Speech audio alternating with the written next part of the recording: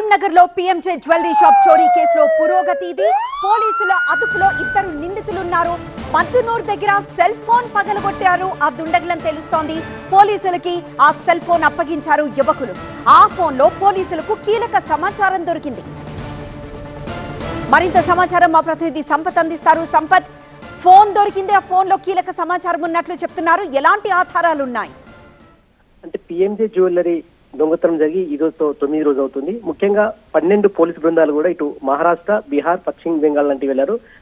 అన్ని కోణాల విచారణ చేపట్టిన నేపథ్యంలో ఒక పగిలిపోయిన ఫోన్ ఆధారంగా కూడా ఇద్దరు నిందితులను నిన్న సాయంత్రం 5 గంటల ప్రాంతంలో అరెస్ట్ చేసి కర్నూలు కు తరలించారు. మరొక 3 నిందితులు పరాలో ఉన్నారు. వారు కూడా బీహార్ లో ఉన్నట్టయితే సమాచారం అందించింది. ఇది అంతరాష్ట్ర ముఠాగానే పోలీసులు భావించారు. దీంతో బీహార్ కూడా 4 ప్రత్యేకమైన బృందాలు కూడా వెళ్ళాయి. అంతేకాకుండా ఈ దొంగలించిన సొమ్మును పశ్చిమ బెంగాల్ ఒక వ్యాపారికి అమ్ముతున్న క్రమంలో కొంత సొమ్మును కూడా రికవరీ చేసినట్టయితే మనకు తెలుస్తుంది. మొత్తానికైతే 2 దొంగలు అదుపులో ఉన్నారు. మరొక 3 దొంగల కోసం కూడా పూర్తిగా ముమ్మరంగా గాలింపు చర్య అయితే చేపడతారు. ముఖ్యంగా మద్దునూరులో దొరికిన పగలగొట్టిన సెల్ ఆధారంగానే దుండగులకు సంబంధించిన కదలికను కూడా పోలీసులు పసిగట్టారు. అంటే ఛాలెంజ్ గా తీసుకుని కూడా ఒక ప్రత్యేకమైన బృందాలు కూడా ఇటు మహారాష్ట్ర, అదేవిధంగా బీహార్, దాంతో పాటు కూడా పశ్చిమ బెంగాల్, ఈ 3 రాష్ట్రాల్లో కూడా ప్రత్యేకమైన బృందాలు అయితే వెళ్ళాయి. నిన్న సాయంత్రం 5 గంటల ప్రాంతంలో ఇద్దరు ఆ దొంగలు తీసుకొచ్చారు. ప్రస్తుతానికి అయితే పోలీసులు అదుపులో ఉన్నారు. అంటే మరొక 2-3 రోజుల్లో కూడా మిగతా 3 దొంగలు అయితే దొరికే అవకాశం కనబడుతుంది. ముఖ్యంగా పోలీసులు మాత్రం దొంగతనం చేసిన సొత్తును మొత్తం కూడా రికవర్ చేసే పనులు ఉన్నట్టు సుమారుగా 1 కిలో బంగారాన్ని కూడా ఎత్తికెళ్లారు. కిలో బంగారం ఎక్కడెక్కడ తీసుకుని చెప్పి పూర్తిగా పోలీసులు కూడా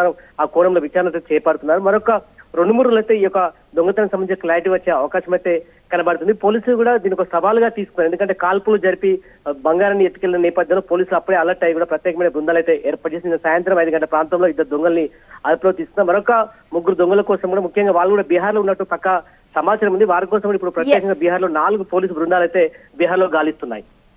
సంపత్.